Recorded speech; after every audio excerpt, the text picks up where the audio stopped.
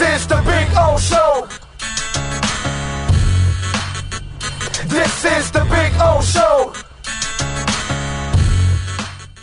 Welcome back to Inside the Paint, where we discuss the NBA and your top seed in the Eastern Conference, the Miami Heat. So good morning to you and to you alone. Ira, the Miami Heat do this thing on Twitter. It's kind of a play off of what Hassan Whiteside said when he went to Portland a couple of years ago. We've got shooters. And I'm talking about this because I thought it was really interesting. I was reading Anthony Chang's article in the Miami Herald, and I found it was fascinating to me because we looked at the change in the Miami Heat between that 4-game losing streak and then what happened throughout the rest of the season. And I'll admit the naive TV guy in me just kind of looked at it and said, oh, Kyle Lowry is scoring more and Max Strus is in the starting lineup. And so it was just them benching Duncan, and I use the word benching, and Kyle Lowry deciding to score more that changed everything. But I found it really interesting that Erik Spoelstra and Jimmy Butler got together. And oh, by the way, they got together after Erik Spoelstra is sitting there on the bench screaming at him, what, do you want me to bleeping fight you? And then they got together and had a meeting about how do we fix what's going wrong with this team. And one of the things that was on the top of that list was, let's find a way to, when Jimmy Butler is in the game, let's surround him with more shooters. And it was more like how can we consistently have shooters around Jimmy, not just in the starting lineup, which is when Max Strus took Duncan Robinson's place, but throughout the rest of the ball game. How do we surround it? How do we make this Jimmy Butler's team and make the offense thrive with Jimmy Butler on the floor? How do we make him the fulcrum, not just of the team in general, but specifically the offense? And it's something we've talked about all year, Ira, where I still believe that Tyler Hero has surpassed Jimmy Butler when you're talking about being the best scorer, the best offensive player on this team, and the guy who I want to have the ball in his hands and taking the last shot. But Jimmy Butler is still your best player, and there are still unique attributes that he has that make this team different, that make him different. And the fact to me, Ira, that Jimmy Butler and Erik Spoelstra were able to come together and have this discussion like grown men after what we saw on the bench that had everybody freaking out. If this team does ultimately end up going to the NBA Finals and potentially even winning a championship, we're going to look back at that altercation and the subsequent meeting as what makes this Heat team different. And I just thought that whole thing was fascinating. Well, first of all, I want to put some things in perspective because I'm about to post a story at sunsentinel.com on the 3 weeks later where they stand. There was never a clear the air meeting. There was never Pat Riley or Mickey Arison or the team. This is what happened. They had that game. They lost the next 2 to the Knicks in Brooklyn. Then Erik Spoelstra had a family issue. He was away from the team.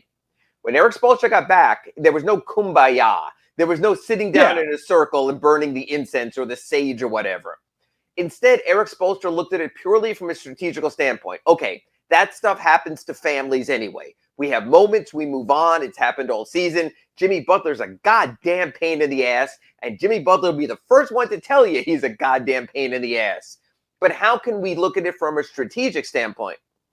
The spacing you mentioned, and Anthony mentioned his story, was important.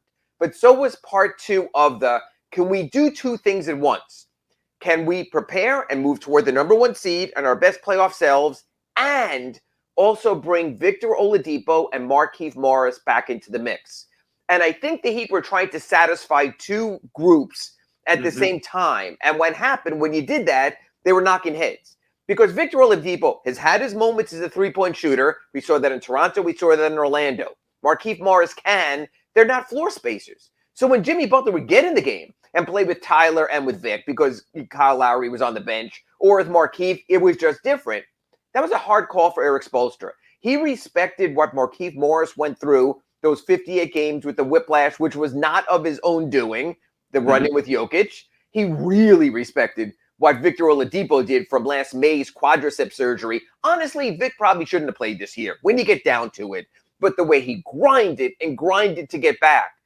And then they had the 4-game losing streak. And then there was concern about where they stood.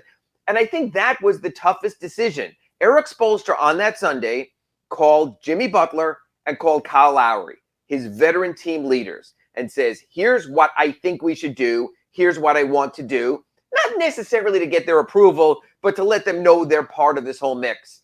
And that's why what's played out since then, especially with Vic. Look, I think Eric Spoelstra enjoyed what Vic did on Sunday. But I think a part of him realizes it makes this week a hell of a lot harder for him. We're going to go to FTX Arena today. The Heat practice media at 1. We're going to ask about Vic. And I still don't think Vic is part of the mix. I think they found a chemistry that works, which is crazy to say that remember, Victor Oladipo's 40 points. Now, granted, it was against second-team players from the second-worst team in the NBA. It was also the highest scoring Miami Heat game of the season. Only one player and one time did a Heat player score 40 points this season is Victor Oladipo. But Eric Spoelstra found what works, and he's not going to mess with that chemistry. Not necessarily demotion for Duncan Robinson, just to get this sort of rotation back in order. Are the Heat in the playoffs going to use their 9 best players? No. Are they going to use the 9 players who best fit what can get them toward their goal? Yes. Is Duncan Robinson one of the Heat's 9 best players? Maybe the way he played this season, you could say no. Same for Caleb Martin. Same for Gabe Vincent. Same for Dwayne Dedmon. But you're trying to get a chemistry. You spoke about it, Clay, in our first segment today on the Slomin's Home Shield Inside the Paint show. And it was this, that when you look at the Heat and you look at the Bucks, the teams that are teams are the ones that you see success for. We see it for Milwaukee because there's Holiday, there's Middleton, there's Giannis, they're together. We don't see it for the Sixers because there's Embiid and there's Harden, and we don't know what's there. Same thing with Brooklyn. So it's sort of a long-winded kind of way here. That's why we're settled there. How do we get our 9 best players and our best playing style, and everyone else has to sit to the side? Again, Eric Spoelstra as this strategist, I'll use English instead, has really shown that he knows in these moments how to pull it all back together.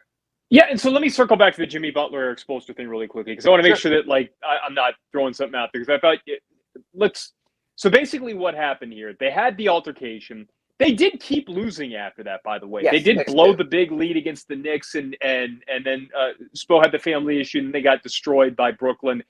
It wasn't that that Eric Spoelstra went to Jimmy Butler's place, knocked on his door with a bottle of wine one night, and they sat down for 8 hours and concocted this.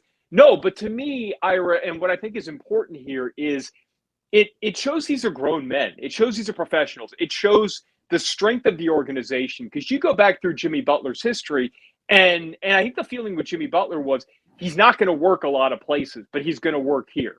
Okay, so you go back to Chicago, right? And there came a point there, first off, where Chicago was getting younger. They were ready to move on. Tom Thibodeau was in Minnesota. You wanted Jimmy, but there was, if I'm not mistaken, kind of this. It was Fred Hoiberg who was coaching at the time, right?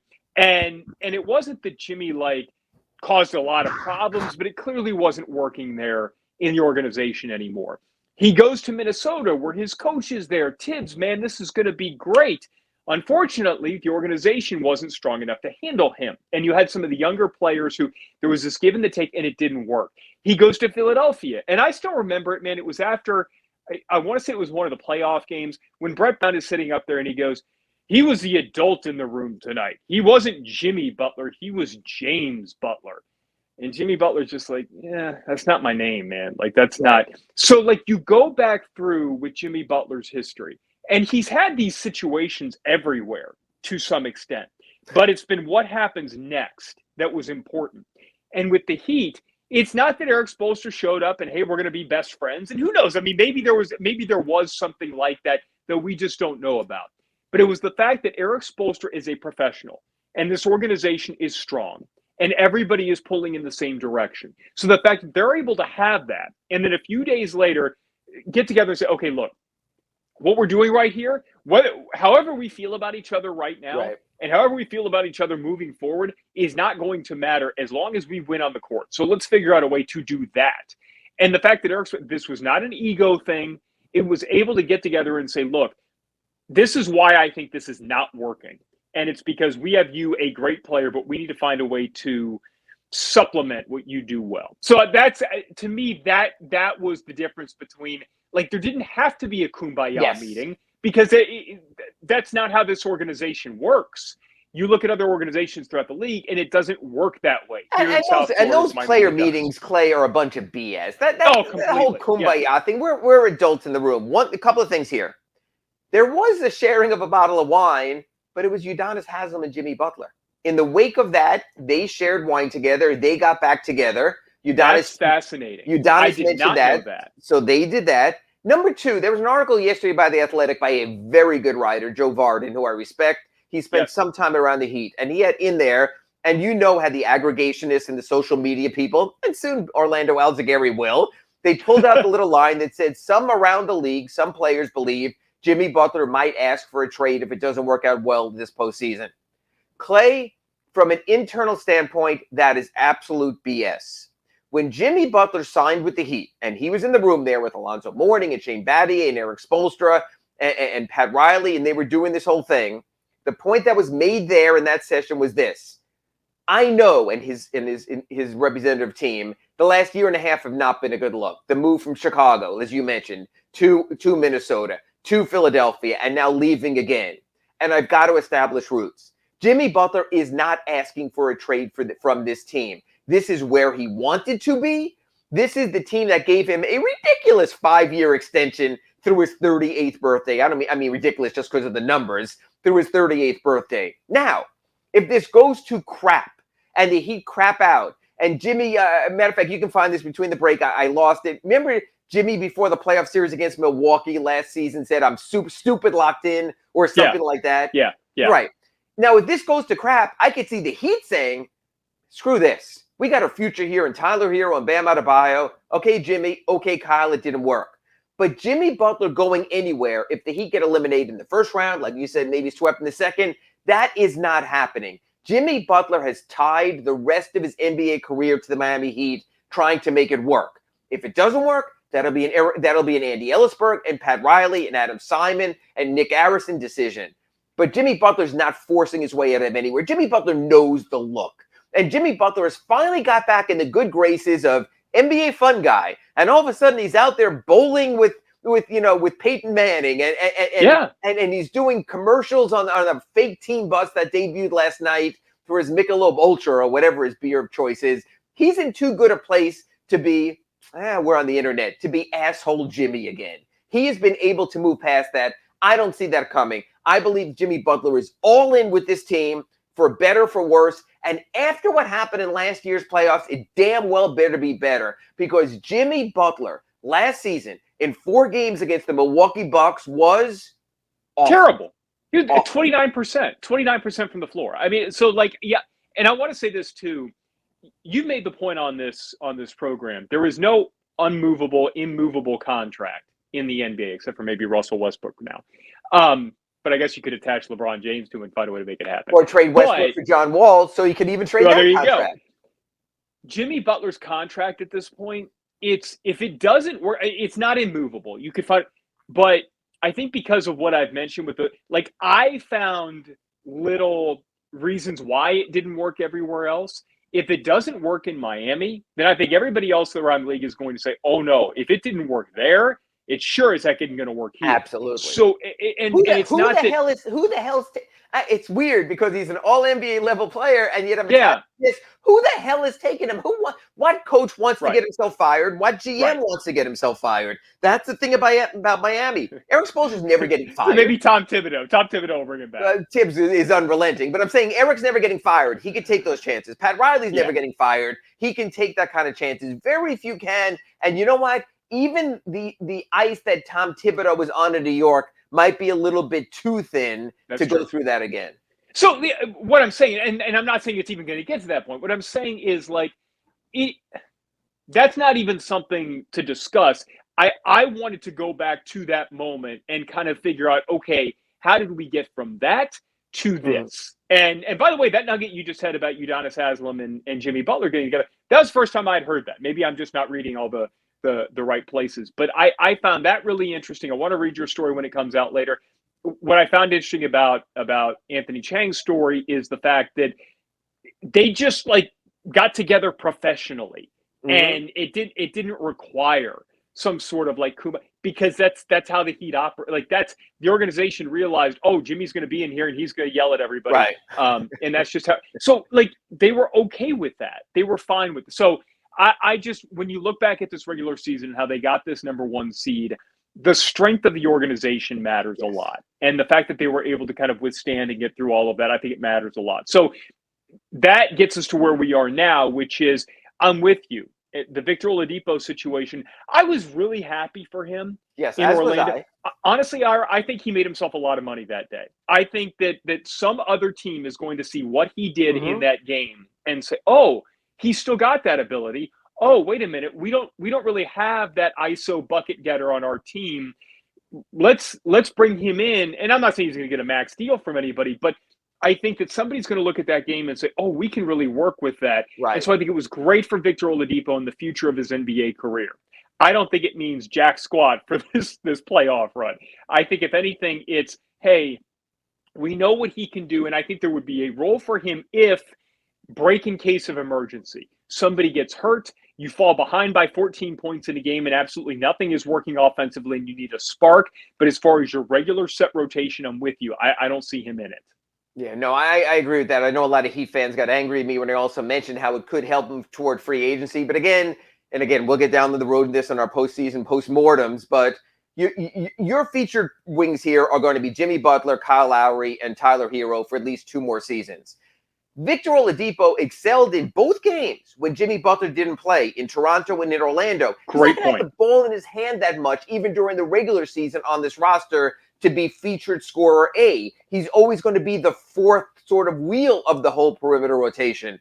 So here, unless he's willing to and say, you know what, I'm turning 30 in May, that's my lot in life, I think he might have wanderlust to look elsewhere, and maybe it is best for his career and his playing style. Yeah, and as we go to break here, just ask yourself these 3 questions. Who would I rather have the ball in his hand? Tyler Hero or Victor Oladipo? Who would I rather have the ball in his hand? Kyle Lowry or Victor Oladipo? Who would I rather have the ball in his hand? Jimmy Butler or Victor Oladipo? And those are the questions that you have to answer, not who would I rather have on the floor, Caleb Martin or Victor Oladipo, because it is a different element that they each bring to the team and how they complement the guys who are going to be out there. All right, let's get into the playoff matchups. Next, the potential for the Heat to play Cleveland, Charlotte, Atlanta. We got 20 minutes left. Let's get to all of them, baby. That's next right here on Inside the Paint.